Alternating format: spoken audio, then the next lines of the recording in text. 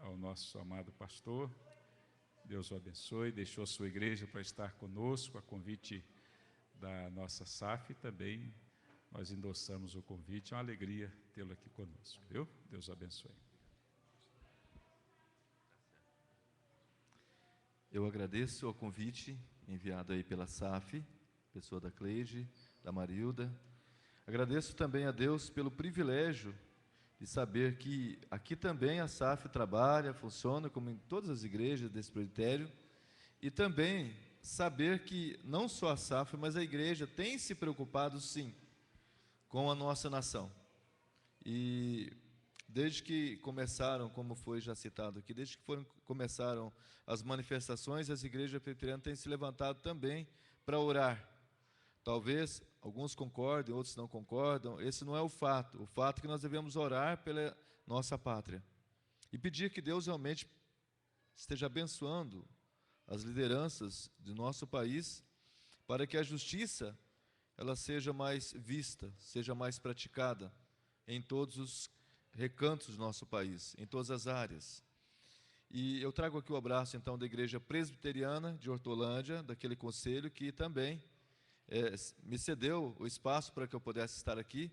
Eu quero abraçar aqui, em nome da Igreja Presbiteriana de Hortolândia, daquele conselho, a todos os irmãos.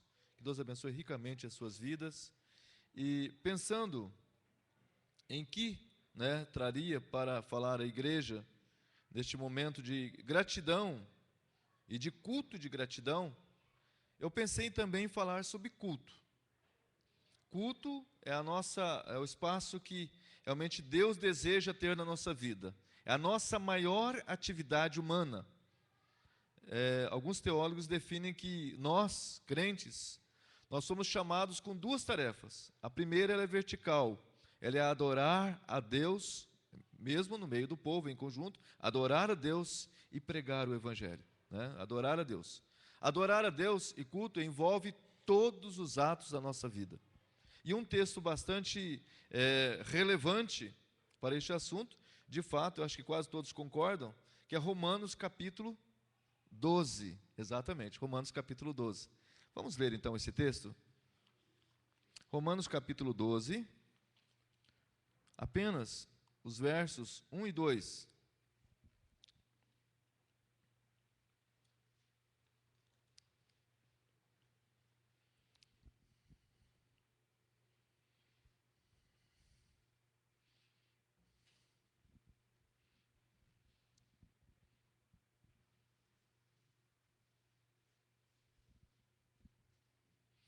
Vamos ler. Eu gostaria que, se fosse possível, os irmãos pudessem colocar de pé, em reverência à palavra de Deus, para lermos em conjunto esta palavra.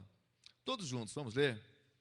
Rogo-vos, pois, irmãos, pelas misericórdias de Deus, que apresenteis o vosso corpo por sacrifício vivo, santo e agradável a Deus, que é o vosso culto racional, e não vos conformeis com este século, mas transformai-vos pela renovação da vossa mente, para que experimenteis qual seja a boa, agradável e perfeita vontade de Deus. Pai amado, louvado seja o teu nome, por tudo que o Senhor tem feito, ó Pai, por tudo que o Senhor tem realizado na tua igreja, por meio da tua igreja, e por tudo aquilo que o Senhor continuará fazendo em nós e por meio de nós neste mundo.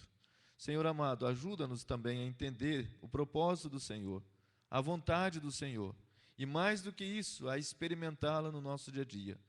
Ajuda-nos a viver para o teu louvor, para a tua glória. Nós oramos em nome de Jesus. Amém. Pode sentar, irmãos.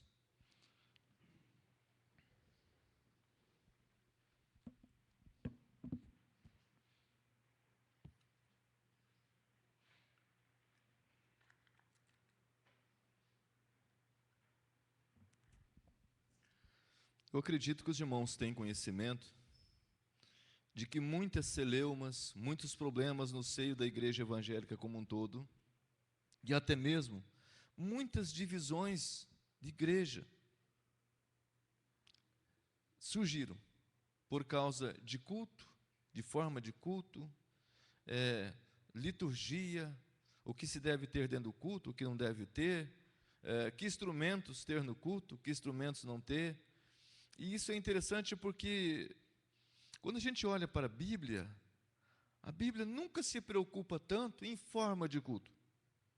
A Bíblia se preocupa com o culto, e com o que é o culto, a essência do culto. Quando Jesus falou sobre adorar a Deus, vocês se lembram bem dessa passagem? Eu acho que todos se lembram. Ele disse para a mulher samaritana: eu vos digo que nem aqui neste monte e nem em Jerusalém adorareis o Pai. Na verdade, o Pai procura para os seus adoradores aqueles que o adorem em espírito e em verdade. E ali ele estava determinando que a adoração a Deus, ela é fruto realmente da obra de Deus no nosso coração pelo Espírito Santo, e ela é conduzida inteiramente pelo próprio Deus, pela sua palavra. Então, o culto cristão, ele não é simplesmente um show, mas é um serviço a Deus. O culto cristão, o verdadeiro culto, não é determinado pelo lugar, pelos móveis, ainda que isso seja muito bonito e, é claro, aprazível. Ninguém diz que um templo não tem que ser bem mobiliado, né? Isso é muito bonito, mas não é determinado pelos móveis, pela aparência do lugar. Certa vez, o reverendo Antônio Sperber disse assim para mim: pastor, você não vai acreditar. Eu abri uma congregação lá em Governador Valadares, e sabe onde nós estamos nos reunindo? Não existe outro lugar lá, não temos um prédio, não temos uma casa. Ele falou assim: no antigo curral de boi.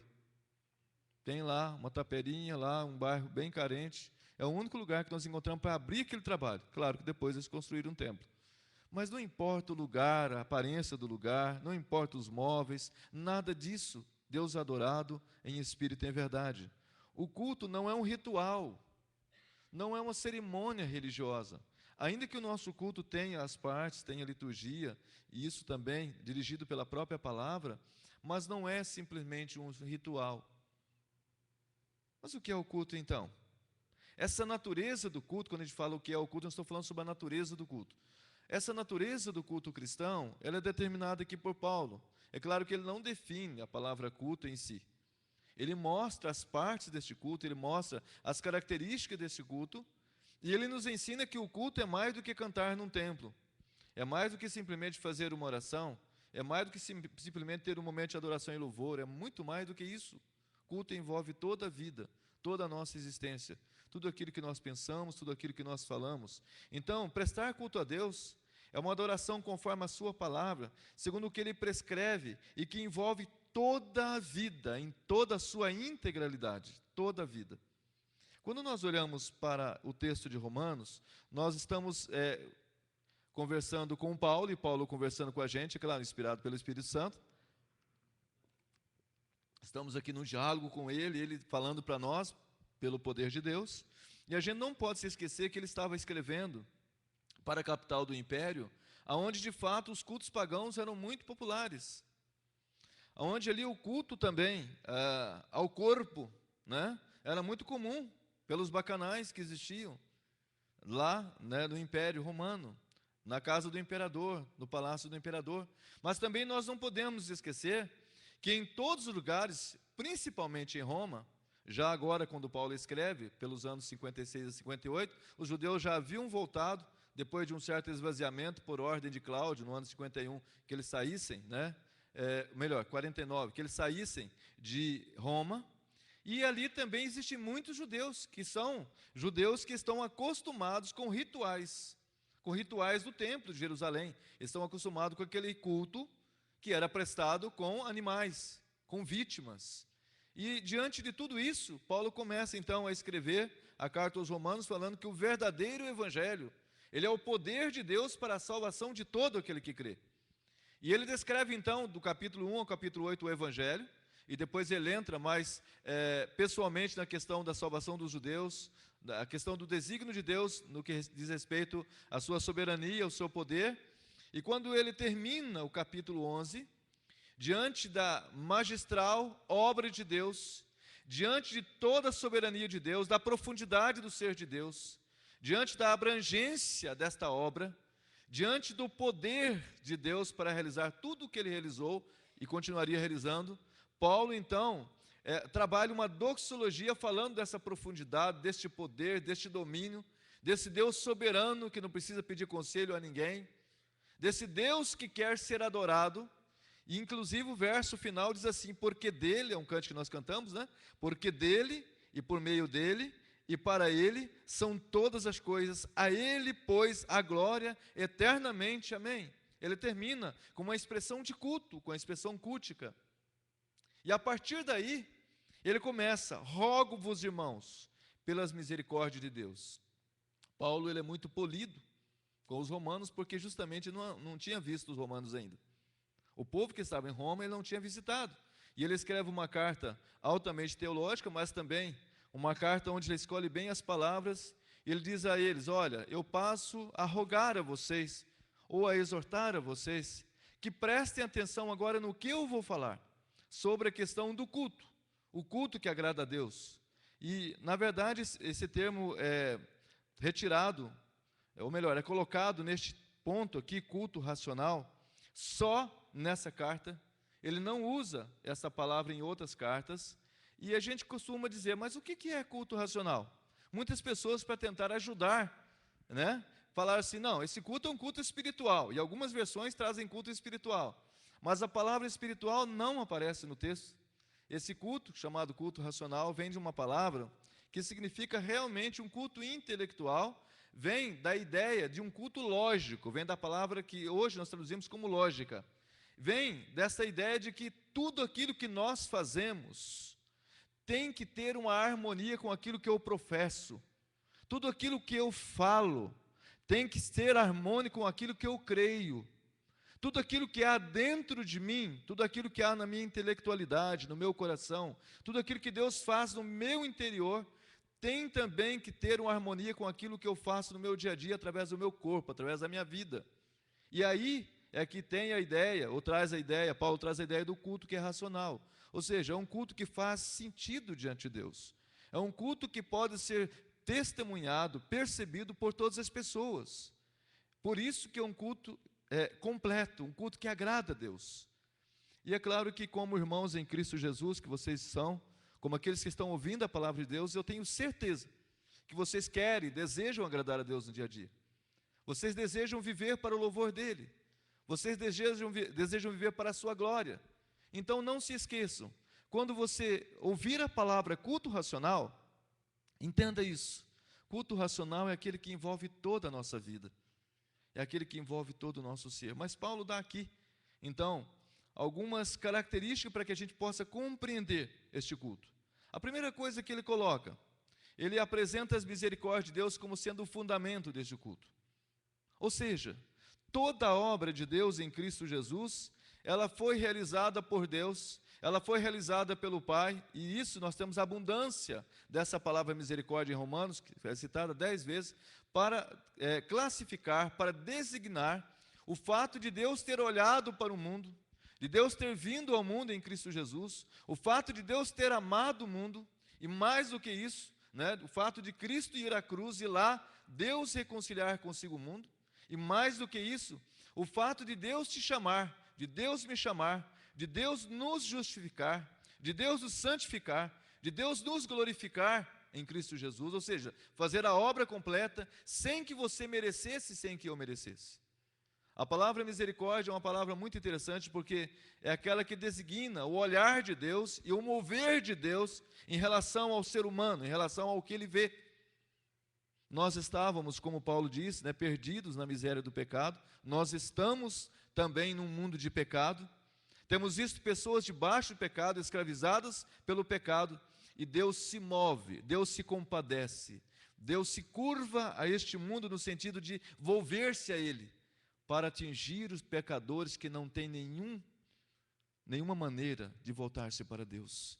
Na verdade, meus amados irmãos, se nós simplificarmos isso, nós poderíamos dizer, como Lamentações diz, as misericórdias de Deus se renovam a cada manhã, e elas são o quê? A causa de não sermos consumidos. É claro que eles estavam, o autor, que geralmente é Jeremias, ele estava sabendo o que ele estava falando. O povo estava totalmente destroçado, estava indo para o exílio, a cidade destruída, mas ele disse que a misericórdia do Senhor alcançaria aquele povo e traria aquele povo novamente a Jerusalém, como trouxe. A misericórdia do Senhor, a despeito de toda a brutalidade do Império Romano, de toda a desesperança de muitos que já haviam perdido a esperança, mas também haviam homens e mulheres que esperavam a volta de Jesus, ou melhor, a vinda do Messias, veio em Cristo Jesus, né, testemunhada, revelada em Cristo Jesus, e ela manifestou-se àqueles homens, pecadores e pescadores, homens que não tinham nenhuma qualidade em si para agradar a Deus, mas Deus foi até eles, Deus os chamou, assim como Deus te chama, Deus me chama. Então, se eu disser qualquer coisa a respeito do culto, eu poderia dizer o seguinte: quando eu venho para cultuar, quando eu estou na minha casa cultuando, quando eu caminho cultuando, quando eu vivo cultuando, eu o faço porque a misericórdia do Senhor me alcançou, porque a misericórdia do Senhor veio até mim e me chamou, e eu não tenho realmente nenhuma virtude que agrade a Deus, a não ser o próprio chamado e misericórdia do Senhor. Na verdade, quando a gente olha para a misericórdia, a gente se lembra sempre da cruz, né? Quando a gente olha a misericórdia, aliás, a palavra propiciatório significa lugar de misericórdia. E João usou essa palavra dizendo que Jesus Cristo, ali, ele derramou o seu sangue por nós.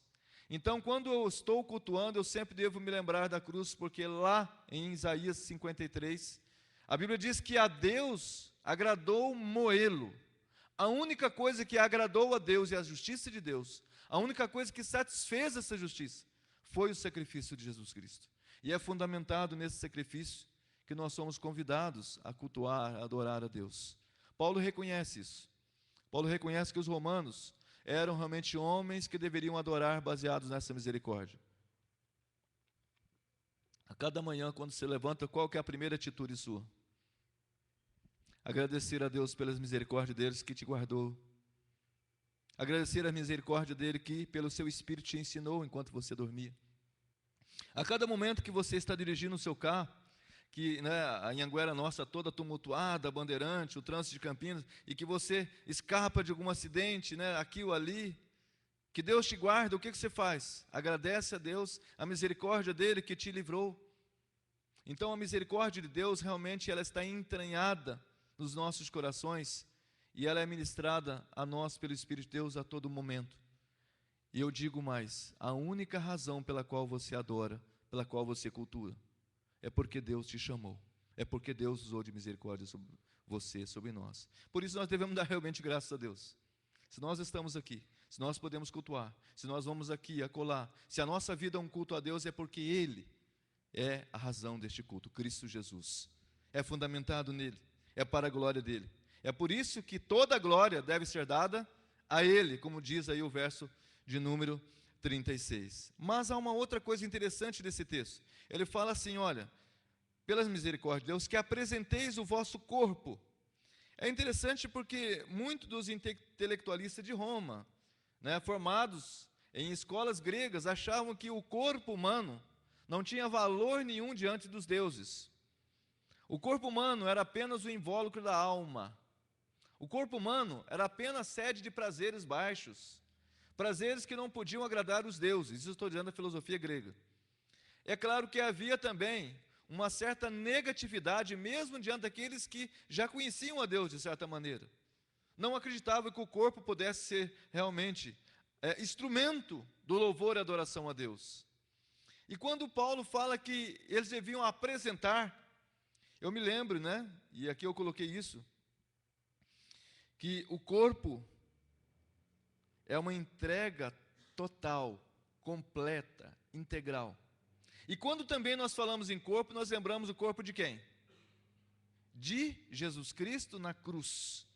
Se o sacrifício de Jesus foi agradável diante de Deus, ele foi agradável de forma que Jesus o levou até ali, obedeceu integralmente a Deus. A Bíblia diz que ele foi obediente até a morte de cruz.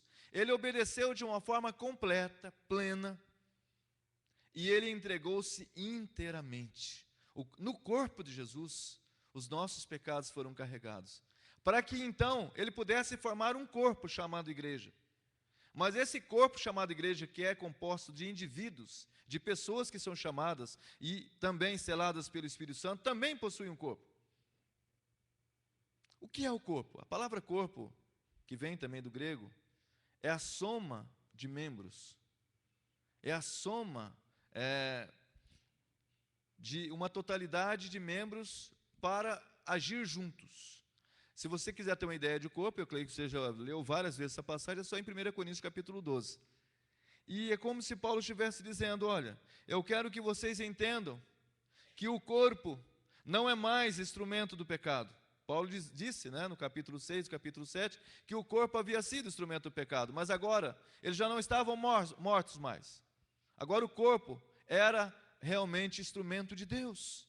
Tanto que quando ele escreve sobre o corpo, ele fala que o corpo ele é templo do Espírito Santo. Em 1 Coríntios capítulo 6, verso 19, ele diz, olha, vocês não sabem que o corpo é santuário de Deus? É santuário do Espírito Santo? Tiago, quando fala sobre a questão do corpo, ele fala assim, olha, como é que vocês podem maldizer e abençoar? Como é que vocês podem com a boca falar coisas bonitas, abençoar pessoas e maldizer ao mesmo tempo? Tiago estava querendo lembrar que o nosso corpo ele deve ser instrumento do Senhor.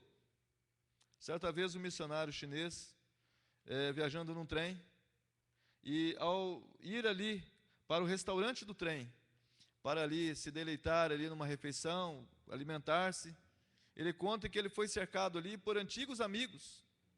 E os antigos amigos, vendo que estavam faltando um parceiro de jogo na mesa deles, quis arguí-lo, convidando-o para participar daquele jogo naquele momento.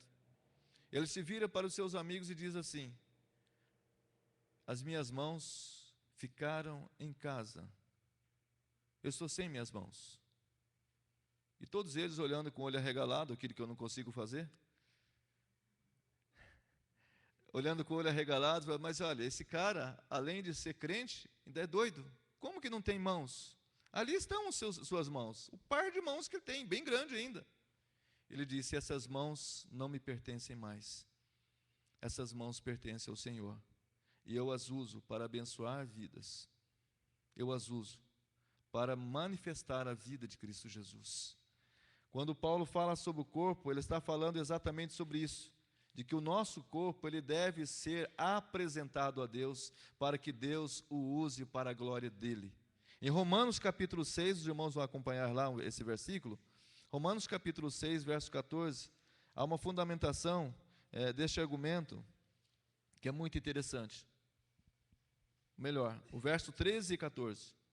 Vamos ler a partir do 12. A ideia é bem completa a partir do 12.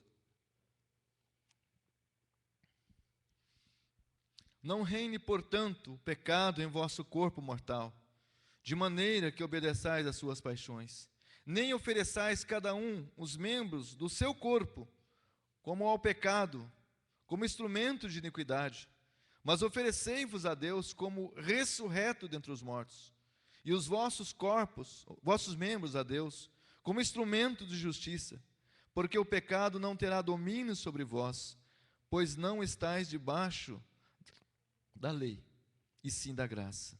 Paulo diz que nós devemos oferecer o quê? Os membros do corpo a Deus, como instrumentos de justiça. Um pensador, pai da igreja, chamado Crisóstomo, disse certa vez em uma exclamação, quase uma doxologia, em uma exclamação, como um corpo cheio de pecado pode agradar a Deus? Como um corpo que às vezes comete coisas tão ruins, tão difíceis, pode adorar a Deus?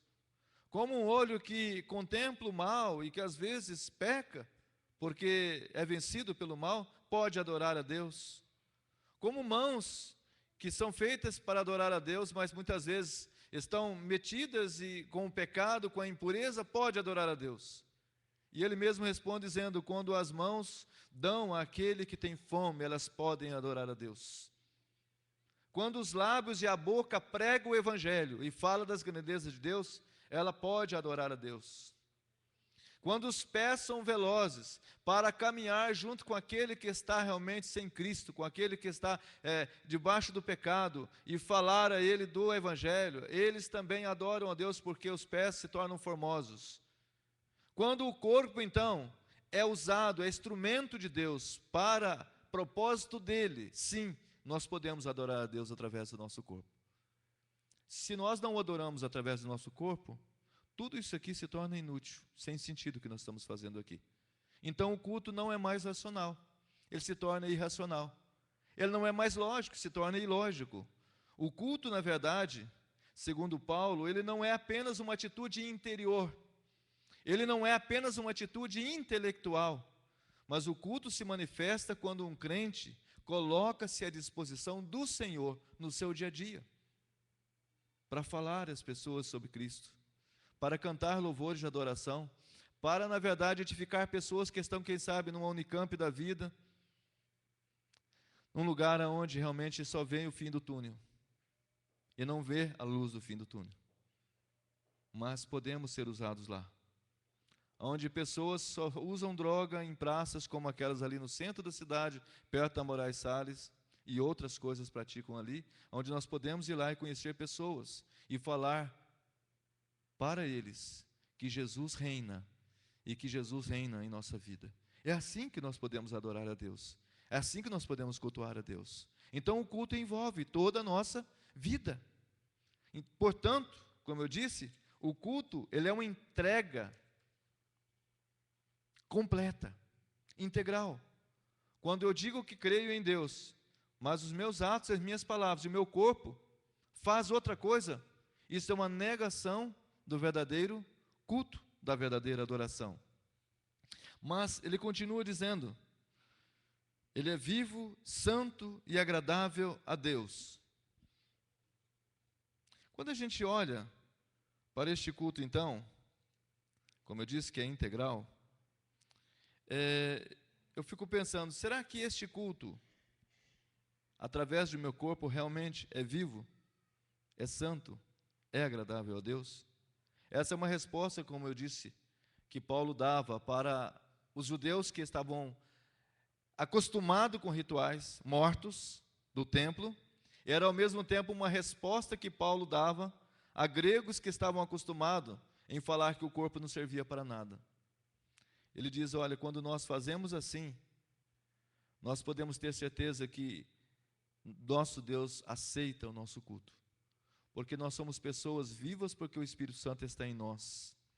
Nós somos pessoas santas porque Deus já nos separou para cultuá-lo e nos santifica.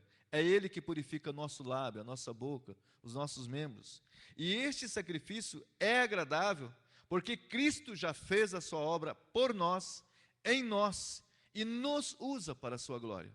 Na verdade, quem faz com que eu cultue, quem faz com que eu realize, faça as coisas, é o Espírito Santo de Deus. Por isso mesmo que o culto é agradável.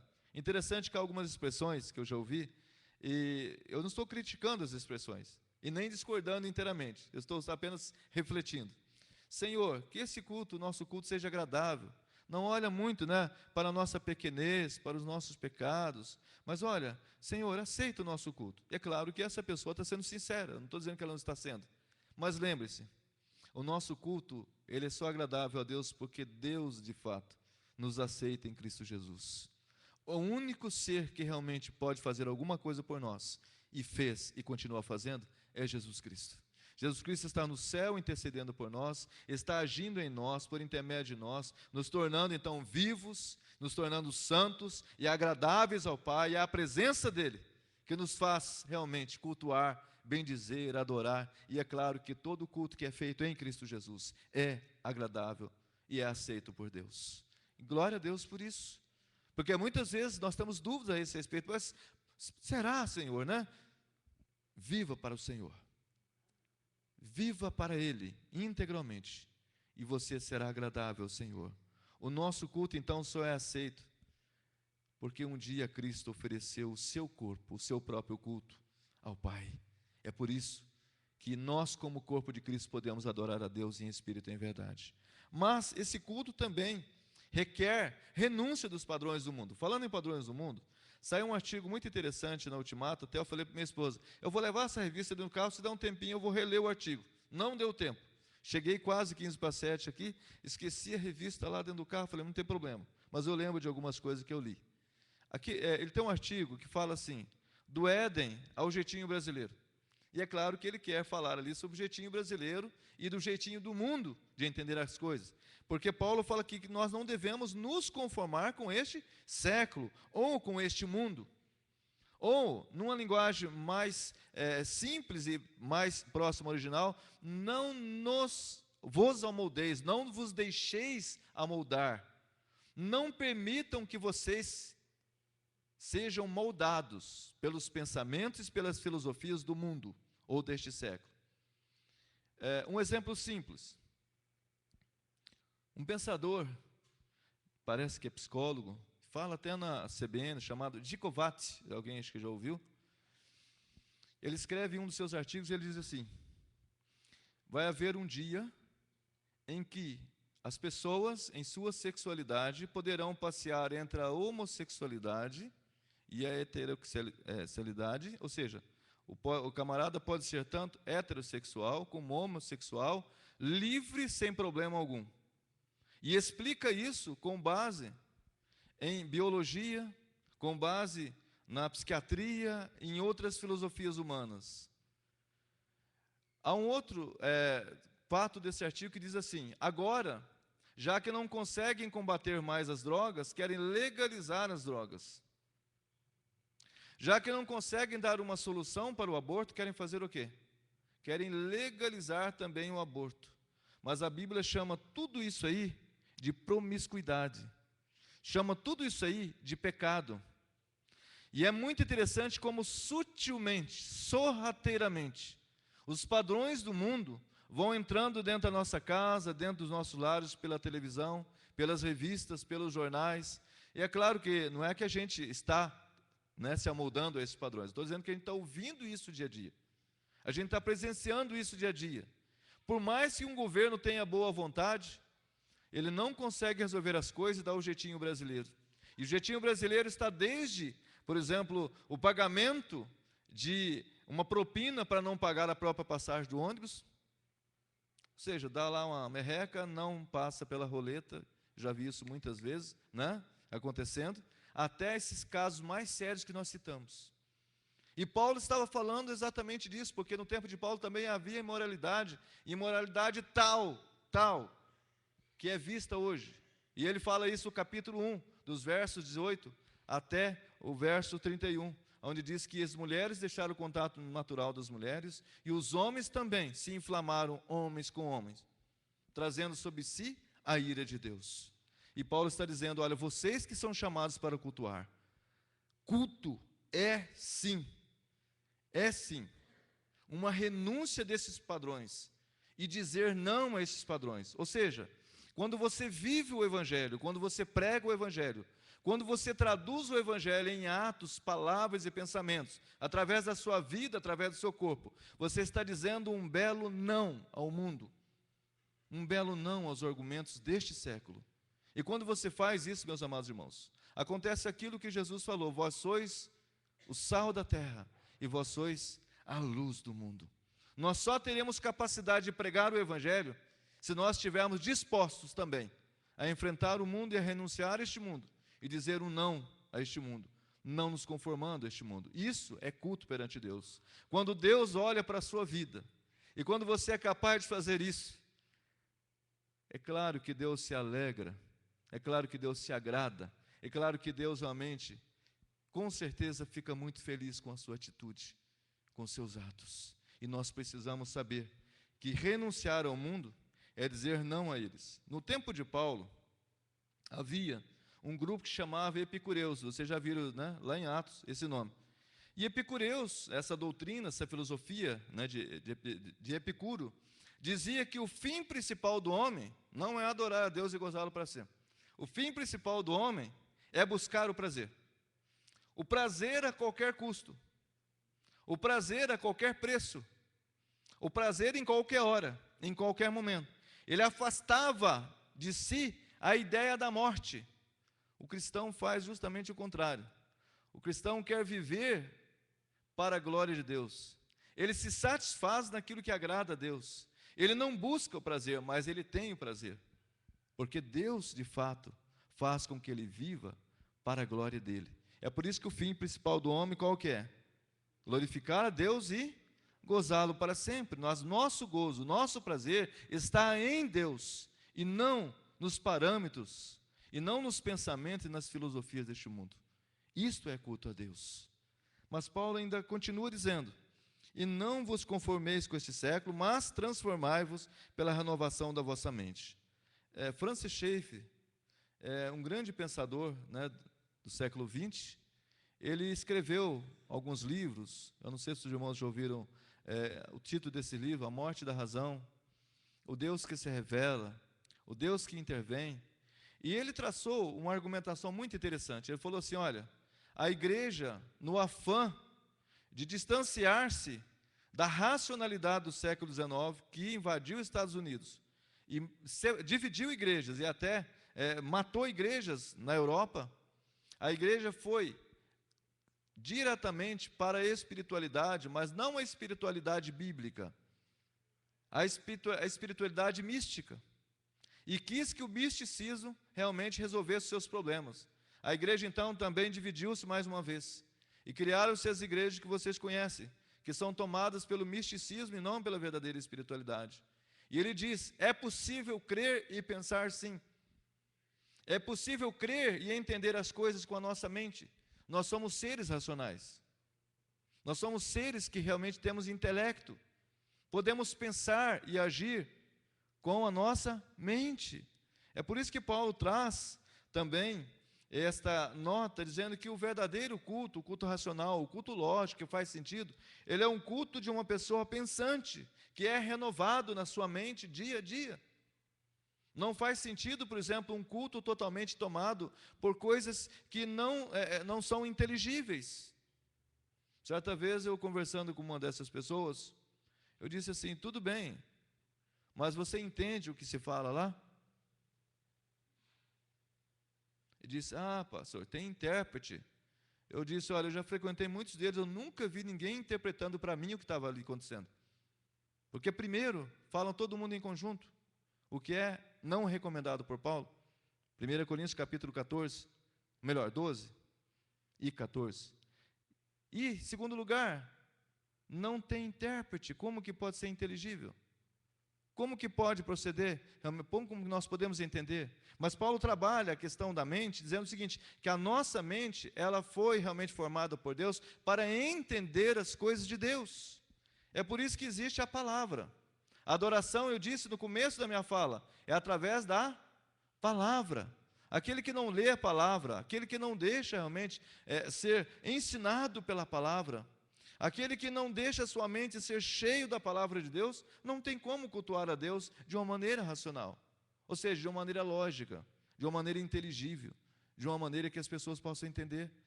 Mas quando a gente ouve Paulo falando sobre, então, pensamento, se nós abrirmos, por exemplo, em 1 Coríntios capítulo 2, 16, vamos abrir lá? 1 Coríntios 2, 16. Ele vai falar sobre mente.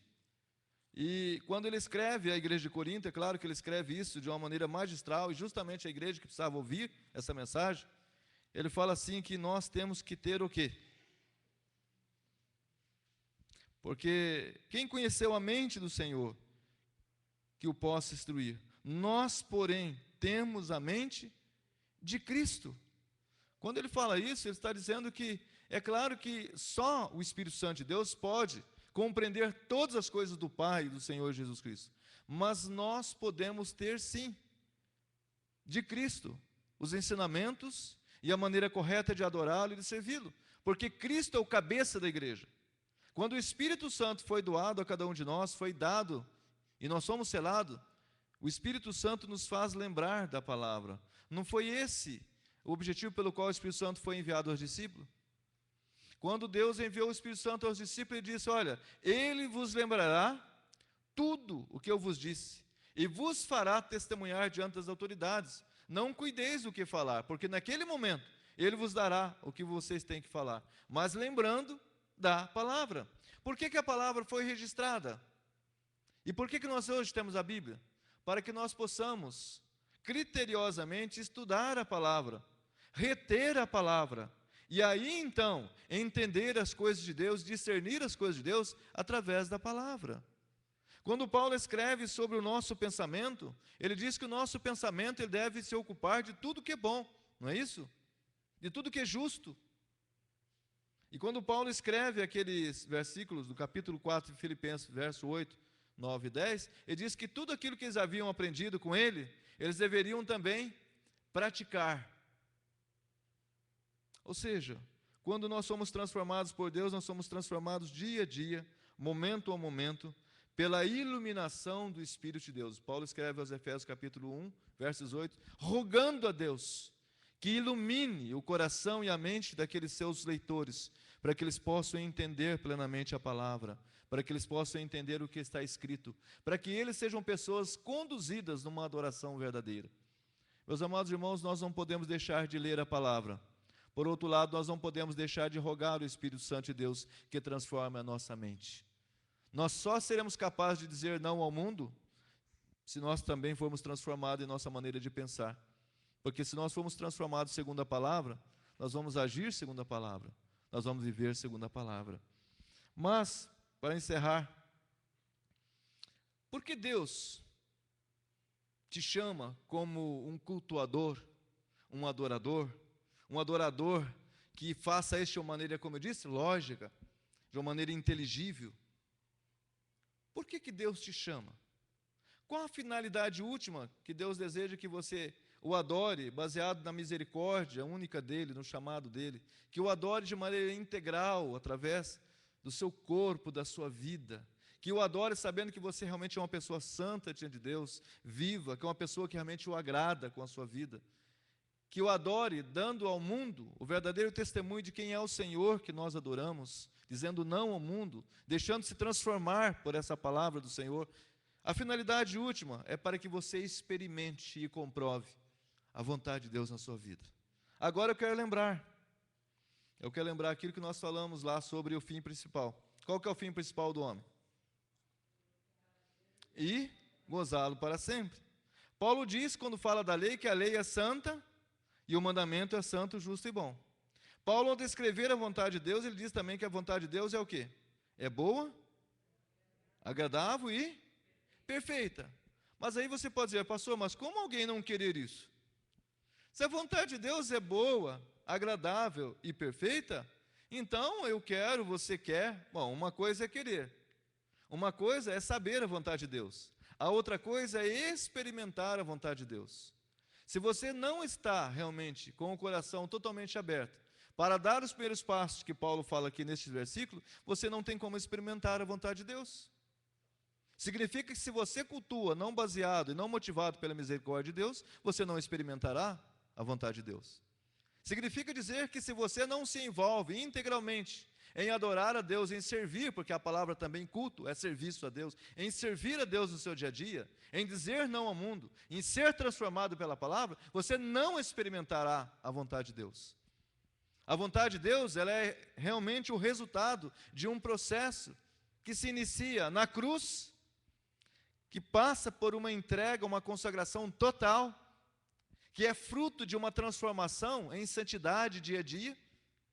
É assim que nós experimentamos a vontade de Deus.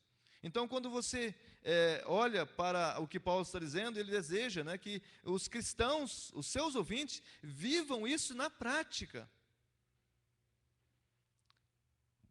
Quando a gente olha para Deus, a gente diz assim, Deus tem o melhor para nós. Aquilo que Ele faz é sempre bom, sempre melhor. Deus nos fez para Ele e nos deu este fim principal, glorificar a Deus e gozá-lo para sempre. E Jesus orou para que seus discípulos fossem tomados de todo gozo, de toda alegria, de uma alegria completa, a alegria mesmo que Ele tinha de servir ao Pai. E Jesus disse, sede vós perfeitos, como é perfeito o vosso Pai Celeste que está nos céus. Ele é a verdadeira direção para a nossa vida. A vontade de Deus é o alvo maior e é o fim maior para a sua vida e para a minha vida. Meus queridos irmãos, eu quero relembrar o que Paulo disse no início. Rogo-vos, irmãos. Paulo está como que orando, clamando e dizendo àquela igreja: façam com que a vontade de Deus seja vivida plenamente em vocês. E eu gostaria de dizer para essa igreja hoje, SAF, se vocês desejam de fato ser bênção nessa igreja, aprendam a experimentar plenamente a boa, agradável e perfeita vontade de Deus. Experimentar não é uma coisa teórica, não é uma coisa apenas assim de palavra, mas é uma coisa prática do dia a dia. Eu não posso experimentar um Deus que eu não fui alcançado por Ele. Eu não posso experimentar se eu não me dedico inteiramente a Ele. Eu não posso experimentar se eu não sou realmente desafiado a santificar-me na presença dEle. Mas é claro que Deus nos dá capacidade para tudo isso.